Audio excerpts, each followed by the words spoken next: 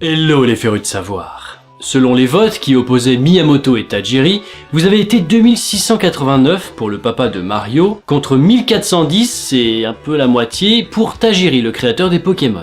Alors dommage pour Monsieur Pokémon, mais ne vous inquiétez pas, il aura sa place un peu plus tard dans les Tea Time, c'est évident.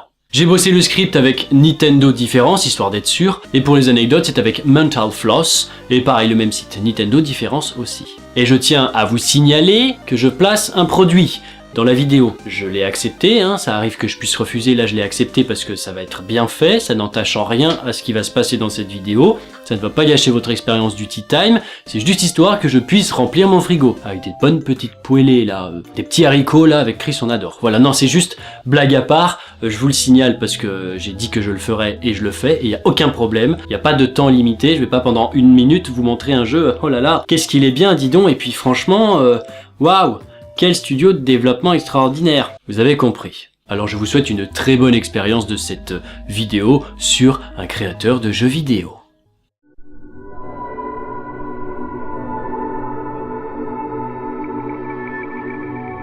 Shigeru Miyamoto est né le 16 novembre 1952 à Sonobe. C'est au Japon. Il se passionne pour la lecture, ce qui fait un petit tilt chez ses parents puisqu'il constate que, justement, sa lecture, c'est beaucoup de manga. Déjà petit, il se plonge dans une lecture un peu particulière du coup. C'est pas très commun. Et ça, ses parents vont y prêter une attention particulière. Ils vont lui poser des conditions en heures de lecture, donc le temps qu'il passe à les lire. Quel genre de manga? Alors pourquoi me direz-vous? Eh bien selon ses parents, c'est pas vraiment une lecture saine. Il fait d'autres trucs à côté comme le dessin ou la peinture, mais il est quand même principalement passionné par les jeux vidéo et tout ce qui est bricolage et création. Il se rend compte qu'il est très bon à ça et il va même créer lui-même ses jouets en faisant des marionnettes parce qu'il n'a pas une famille très riche, en tout cas pas assez pour acheter des jouets. Son environnement va beaucoup prêter à l'imaginaire, comme par exemple sa maison qui pareil était truffée de pièces et surtout sa cave qui était un peu un labyrinthe selon ses propres mots. Et d'ailleurs c'est cette même cave qui va beaucoup l'inspirer pour la saga Zelda. Bon, maintenant il a 18 ans, il prend sa vie en main, il va à l'université de Kanazawa où il va apprendre les beaux-arts. Et notre Shigeru, il est pas très attentif en cours, peut-être comme toi et je ne te félicite pas. Il va donc faire traîner sur 5 ans l'obtention de son diplôme et une fois qu'il l'aura, il quitte l'université. On connaît sa passion pour les jouets et la création, je vous en parlais tout à l'heure, et bien figurez-vous qu'il va aller voir son père en sortant de l'université puisque celui-ci est en lien avec quelqu'un de très important dans le domaine, qui n'est autre que Hiroshi Yamauchi, le président et créateur de Nintendo. Après 1 ou 2 entretiens, il est officiellement membre de l'équipe de Nintendo. On te félicite Shigeru Miyamoto, bienvenue dans cette entreprise de création de voitures électroniques et de jeux de cartes, en tout cas pour l'instant. De par sa passion du dessin, il va commencer par designer des bornes d'arcade qui n'ont rien à voir avec Nintendo, mais voilà, il faut bien les habiller physiquement. Et par la suite, quand le monde du jeu vidéo va commencer à se créer et à grossir, eh bien Nintendo ils se sont dit « Nous aussi, on va faire des jeux vidéo » et c'est là que la carrière de Shigeru commence. Il va proposer un projet sur lequel il va travailler pendant 1 an et il sera le directeur de ce projet et il aura pour nom Donkey Kong. Du coup l'année d'après, toutes les bornes Donkey Kong auront fait fureur pendant l'année 81. Bon alors rapidement, Donkey Kong c'est un gorille, pas très gentil comme on peut le constater dans le jeu, qui est ennemi juré de Jumpman, alias Mario, et je vous explique ça tout à l'heure, puisque Mario s'est vu se faire voler sa fiancée par ce cher Donkey. Comme quoi il faut se méfier des singes, et surtout des copines des charpentiers. Vu que oui, à cette époque il était charpentier et pas plombier, mais à tout à l'heure. Patience, il faut avoir de la patience dans les Tea Time. Plus tard, la borne d'arcade Mario Bros fait son apparition. C'est juste la suite de l'histoire de notre charpentier de juste avant, Jumpman. Dans la même année, une console sort, elle s'appelle la NES, ou la Famicom, comme vous voulez. Du coup, il faut créer des jeux, et là encore, Miyamoto aura sa propre équipe, et ils vont bosser sur Zelda, entre autres, et sur des licences de Super Mario Bros. D'ailleurs, à ce moment-là, où Mario il sort sur la NES, Miyamoto il a envie que Mario ne soit pas juste un personnage, mais une mascotte, un emblème, une idole de la maison Nintendo. Et d'ailleurs, Bros, ça vient de bro, de brothers, qui veut dire frère, et c'est dans ces eaux-là aussi qu'il a créé Luigi, qui est le frère de Mario. Miyamoto termine enfin Zelda sur la NES, un très beau jeu qui est inspiré d'un film qui s'appelle Legend, un film où on retrouve Tom Cruise à ses débuts d'ailleurs, pour la petite anecdote cinématographique, c'est génial. C'est l'histoire d'un monde imaginaire maintenu en équilibre et en harmonie grâce à 2 licornes, un couple, et il y a un vilain, un méchant qui veut simplement les ténèbres sur ce monde. Vous l'aurez donc compris, Zelda est inspiré de ce film et aussi de tout ce qui entourait la vie de Miyamoto dans sa jeunesse. Et ce sera l'histoire d'un certain Link qui veut sauver sa chérie des mains d'un méchant diable, et ce grâce à une corne de licorne, qui est en fait son épée. 3 ans plus tard, c'est la Super Nintendo qui sort, et là c'est Super Mario Bros qui va faire parler de lui. Miyamoto imagine cette saga qui traite encore de Mario, et il va se battre pour que la 3D fasse son apparition pour la première fois sur une console, des sortes de rotation à 360 degrés pour ces jeux, et du coup ils vont insérer une puce dans les cartouches elles-mêmes, comme par exemple le jeu Star Fox, qui comme vous le voyez, Miyamoto il a tout fait pour donner cette impression de 3D, et c'est plutôt réussi même si là comme ça fait un petit peu mal à la tête. D'ailleurs on lui doit l'ajout et la création de 2 boutons, indispensables pour nos manettes aujourd'hui, c'est le L et le R. Il s'est dit qu'il fallait un peu plus de boutons que sur la NES, du coup il va rajouter ces deux-là qui, voilà, aujourd'hui sur toutes les consoles, ils y sont, le L et le R, c'est le left et le right. En tout cas ça va passer crème, tout le monde va accepter cette innovation sur la manette. Donc avant ça, j'en ai pas parlé parce que ça concernait pas Miyamoto, mais la Game Boy est sortie. C'est Gunpei Yokoi qui met au point cette petite console, qui est personnellement ma toute première console de jeux vidéo. C'est la Game Boy, voilà, avec un écran noir et blanc. Et là, Miyamoto, il s'est dit... c'est bien de jouer à la Game Boy, mais il faudrait un truc pour qu'on soit à 2, puisque n'oubliez pas, c'est très important l'amitié ou la fraternité pour Miyamoto. Il va créer du coup le câble Link. Vous vous rendez pas compte comme ça, mais bordel, on pouvait enfin jouer à 2, avec 2 consoles bien sûr, reliées par un câble. C'était génial. Comment ça la Wi-Fi? À cette époque, la Wi-Fi elle était dans mes fesses. Je suis navré, mais la Wi-Fi c'était rien. Ce câble là qui faisait même pas 30 cm, c'était sublime. Et pendant que la Game Boy est en train de se vendre vachement bien un peu partout avec les quelques jeux qu'il y a dessus, il y a un japonais, tout seul, qui fait le tour des sociétés de jeux vidéo pour parler de son projet. Tout le monde lui rit au nez, sauf Nintendo. Est-ce que vous avez deviné de qui je parle? Peut-être pas, mais je parle du grand Satoshi Tajiri, le créateur des Pokémon. Le jeu va faire un succès extraordinaire, alors qu'il n'y a aucune pub qui a été diffusée, ça ne s'est fait uniquement que du bouche à oreille. On remarque quand même que Miyamoto il a du flair pour déceler des talents. Il sait si ça va marcher ou pas et c'est pour ça qu'il a flairé le concept Satoshi, le coup des Pokémon. Imaginez si Miyamoto lui avait tourné le dos. Bon, ce serait peut-être autre chose que Nintendo, mais il a quand même bien fait de suivre son instinct. La Nintendo 64 fait sa sortie, et avec elle viendra le jeu Super Mario 64. Ça fera un très bon score, vu qu'en plus de ça, la manette de cette Nintendo se voit offrir un petit joystick au milieu pour la toute première fois. Ce petit stick va offrir une ergonomie géniale, et d'ailleurs cette console est celle qui rapportera le plus d'argent à Nintendo. Et là, Miyamoto, encore une fois, il a imaginé un concept qui aujourd'hui fait encore parler de lui, mais pas autant que le reste. En jardinant, il a eu l'idée des Pikmin. Et d'ailleurs, il a tellement d'idées qu'à chaque fois, il est chef de ses propres projets. Donc ça, c'est une bonne chose. Ils ont compris qu'il pouvait gérer à fond.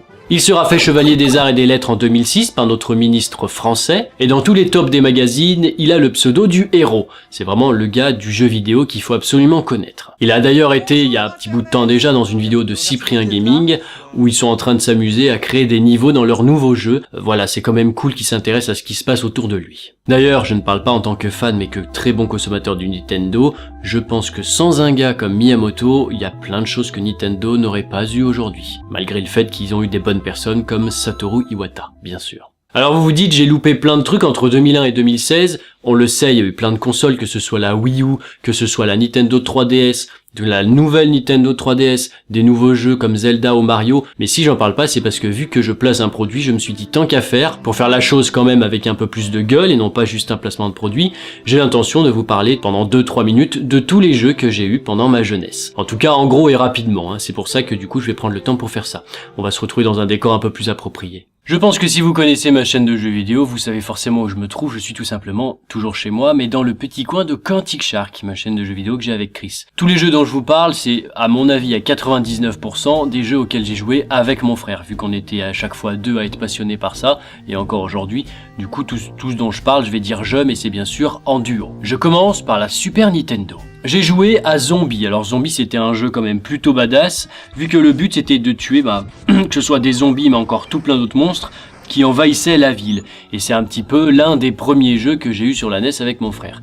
Mais on a aussi eu Climax, un jeu un peu particulier. On jouait une petite boule d'argile. En fait on était un professeur mais on s'est trompé dans nos calculs et du coup on s'est transformé en cette petite boule bleue, mais qui avait bien sûr la possibilité de manger d'autres boules d'argile de différentes couleurs pour incarner différents animaux. Et le but c'était de terminer ce jeu et de reprendre notre forme initiale de professeur. Mais c'était pas facile puisqu'il y avait un gros malus à ce jeu et il n'y avait pas de sauvegarde. Et ça, on a des anecdotes cruel là-dessus. Au sujet de la Game Boy Color. Le jeu qui m'a le plus marqué bien sûr, c'est la firme Pokémon. D'ailleurs à chaque fois on prenait l'un le rouge et l'autre le bleu, moi j'avais toujours le rouge et lui le bleu, que ce soit pour rouge et bleu ou rubis et saphir. D'ailleurs j'ai un petit peu lâché les Pokémon, bien que mon préféré reste Ruby, celui où on pouvait créer notre petite base secrète et les musiques, enfin je trouvais ça extraordinaire, je trouve que c'est la meilleure version qu'ils aient pu faire. La fameuse Nintendo DS. Alors pareil, une console portable qui nous a marqué, dessus on a eu le fameux Animal Crossing Wild World, donc vous connaissez forcément Animal Crossing, il faut gérer sa ville, c'était absolument génial, et encore plus avec mon frère. C'était le jeu de DS auquel on jouait le plus, c'était celui-là. Ensuite, pour vous parler de la Wii, là pareil, on a eu pas mal de jeux dessus, mais celui qui m'a le plus marqué, c'est Mario Galaxy. J'adorais l'univers, j'adorais les musiques, la magie, ce monde-là, cette planète, les missions, c'était super long, et franchement, les décors, il y avait rien à dire. Et à côté de ça, j'avais aussi acheté les Harry Potter, notamment l'Ordre du Phénix. Sur Wii, c'était génial, puisque en fait, notre manette, c'était une baguette. Donc pour donner des sorts, il fallait l'agiter dans tous les sens. Et d'ailleurs, sur la Nintendo Wii de ma copine, j'ai racheté les jeux des Harry Potter pour me souvenir un petit peu, et le kiff est toujours là. Pour la PS3, et oui désolé Nintendo, nous avons basculé chez Sony. BioShock, qui est quand même le jeu que je préfère de tous confondus, c'est pas pour rien qu'il est dans un cadre juste à ma gauche, ou à ma droite, je sais pas, on s'en fout. Que ce soit le 1 ou le 2, j'ai adoré jouer à ça, cet univers steampunk, un peu gore avec des musiques un peu jazzy, c'était un petit peu psychologique, enfin j'ai absolument tout adoré de ce jeu. Et va avec celui-ci, Assassin's Creed, lui aussi fait partie de mes jeux préférés, même si au départ c'était surtout mon frère qui jouait, notamment au tout premier, mais ainsi que les autres. C'est surtout vers l'épisode où on a notre propre bateau où je commençais à acheter les jeux, mais à l'époque j'adorais vraiment surtout regarder mon frère y jouer, puisque parfois oui c'est mieux que d'y jouer moi-même, je préfère parfois regarder les gens jouer. Du coup j'ai appris à adorer les histoires, la trame du jeu, les décors de Venise et tout ça, bref, l'iPad. Et oui c'est aussi une console de jeu dont je voulais vous parler, donc j'ai eu je crois que c'était l'iPad 2, et dessus je jouais souvent à ce jeu-là. Les Sims gratuits, comme vous le voyez, ça fait partie d'un de mes premiers jeux sur l'iPad. C'était ravissant, même si les graphismes sont un petit peu dégueulasses, hein, on va pas se le cacher. Ça a quand même, je dirais, marqué mon expérience sur l'iPad. Bon alors là, je ne suis pas une fille, je suis un garçon, mais bon, je vais pas m'attarder là-dessus. En tout cas, c'est un jeu gratuit disponible sur l'Apple Store. L'iPad 2. C'est la console que j'ai en ce moment, d'ailleurs je joue souvent à SimCity, j'ai découvert ce jeu il y a pas longtemps, c'est une application gratos aussi, qui n'est pas encore au point, mais il paraît qu'il y en a une nouvelle qui va arriver, pareil que sur ordi, mais j'ai jamais joué, je crois sur ordi, j'ai jamais joué, mais là sur iPad je suis plutôt à fond, hein. Vous voyez ma ville comme elle est développée, t'aimes-tu ma ville? Je crois qu'il y a du son, non? Voilà, ça c'est ma ville ça.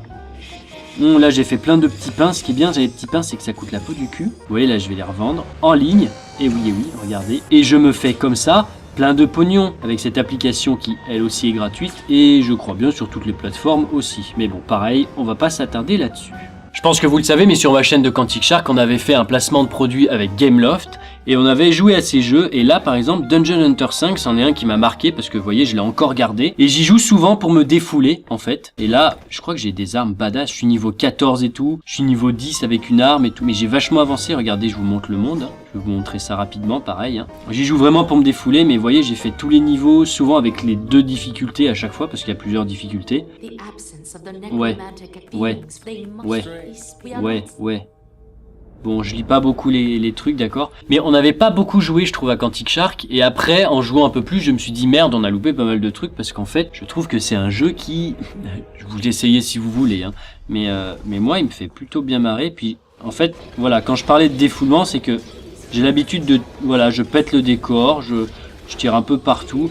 Bon, je fais pas attention à tout. Des fois, par exemple, cette putain de fontaine qui me crache dessus, là, qui me fait super mal. Voilà, moi, j'aimais bien faire ça. En plus, là, mon arme, elle est badass, j'ai l'impression. Enfin bon, pareil, je vais pas m'attarder là-dessus. Comme quoi, des fois, on place des produits et on apprécie le jeu. C'est où la pause? C'est là. Alors pareil, plateforme iOS, Android, et c'est gratuit. C'est très rare que j'achète des jeux. Et on avait aussi fait d'ailleurs Gameloft, là, tant que j'y suis, Dragon Maia Legend. Alors ça, j'y joue pas.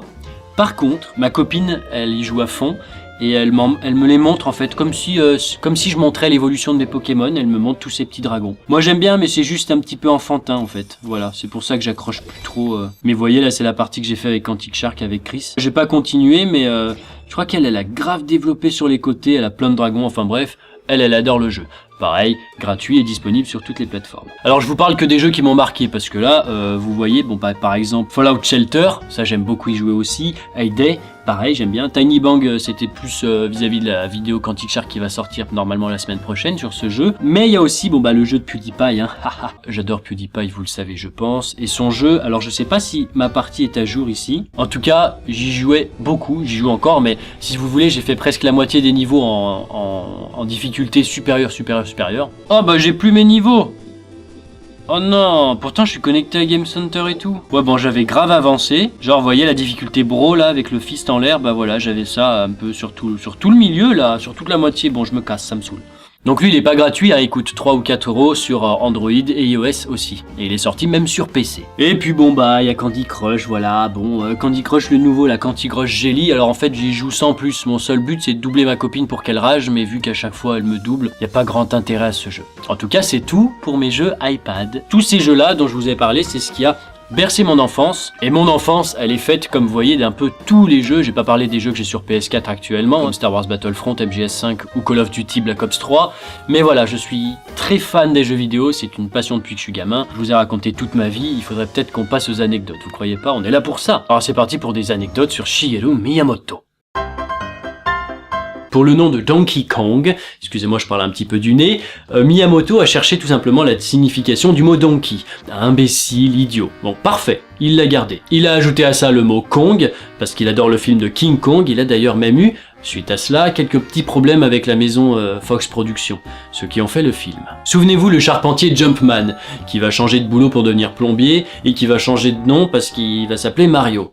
Je sais pas si vous connaissez Mario. Ah, ça vous dit quelque chose, on était sûr. Bref, il porte ce nom car Miyamoto trouvait que le concierge avait une grosse ressemblance avec ce fameux Jumpman. J'ai pas trouvé de photo du concierge, navré, donc je vais mettre ce majordome là.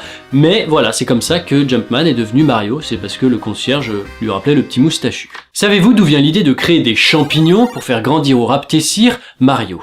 Ah, tu sais d'où ça vient? Très bien. Moi, je m'adresse à ceux qui ne savent pas. Eh bien, ça vient de l'univers d'Alice au Pays des Merveilles. Et oui, la charmante Alice qui doit manger des champignons si elle veut grandir, et à contrario, pour Raptessir, elle mange des champignons pourris. Et ben voilà, c'est pareil pour Mario. Shigeru est fan de George Lucas. Et oui, entre créateurs d'univers et de personnages, tout ça, bon bah les passions, forcément, il y a un moment où ça se rassemble, c'est normal. D'ailleurs, c'est un petit indice pour le vote à la fin de la vidéo, mais enfin, restez, vous verrez. Il allait toujours au travail en vélo. Et oui, comme moi, comme Chris, comme pas mal de monde, il aimait tout simplement prendre le vélo. Sauf que, en créant là tous ces personnages hyper intéressants qui se vendent des blindes pas possibles, eh ben il se fait une notoriété énorme et il devient trop connu. Du coup Nintendo l'interdit de venir à vélo et du coup il sera protégé de tous les côtés par la sécurité japonaise. Et maintenant voilà, le vélo, tu peux dire au revoir. Tes cuisses, faudra les faire autrement. Je suis désolé. Bon, il y a plein d'anecdotes sur les jeux, sur Nintendo, tout ça dans l'ensemble, mais j'en ai déjà dit sur la vidéo de Satoru Iwata. Si vous voulez, vous pouvez cliquer sur cette